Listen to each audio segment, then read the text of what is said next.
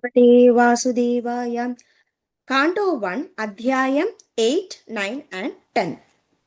ആദ്യത്തെ ചോദ്യം, വിദ്വാൻമാരുടെ അഭിപ്രായത്തിൽ ശക്തി എത്ര വിധം, ഏതൊക്കെ?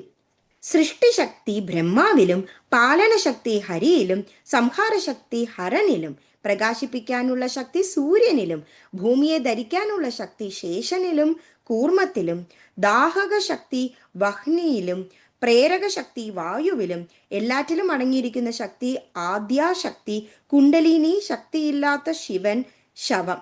സാത്വികി ശക്തി വിഷ്ണുവിലുണ്ട്, രാജസീ ശക്തി ബ്രഹ്മാവിലുണ്ട്, താമസീ ശക്തി ശിവനിലുമുണ്ട്. അപ്പോൾ മുഖ്യമായ ശക്തികൾ 3 വിധം. രണ്ടാമത്തെ ചോദ്യം, വിഷ്ണു അസുരന്മാരുമായി എത്ര വർഷം യുദ്ധം ചെയ്യൂ?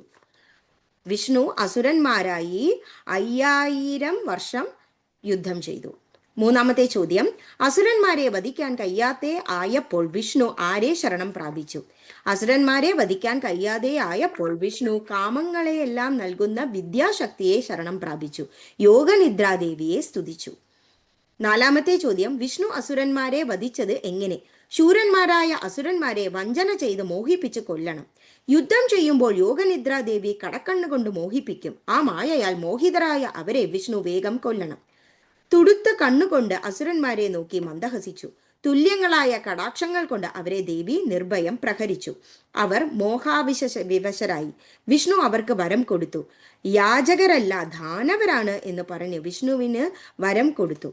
ഇരുവർ എനിക്ക് വധ്യരായി തീരണം എന്ന് വിഷ്ണു വരം ചോദിച്ചു. ജലമില്ലാത്ത വിസ്തൃത സ്ഥലത്തിൽ കൊല്ലണമെന്ന് പറഞ്ഞു. സുദർശന ചക്രത്താൽ വിഷ്ണു തന്റെ അതിവിസ്തൃതമായ തുടയിൽ ശിരസ് വെടിഞ്ഞു.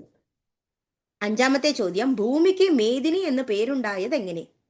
മധുകൈടഭന്മാരുടെ ജീവൻ നഷ്ടമായപ്പോൾ സമുദ്രത്തിലെങ്ങും അവരുടെ മേധസ് പരന്നു. അതുകൊണ്ട് ഭൂമിക്ക് മേദിനി എന്ന പേരുണ്ടായി. ആറാമത്തെ ചോദ്യം, വ്യാസമഹർഷി തപസ്സു ചെയ്യാൻ പോയതെവിടെ?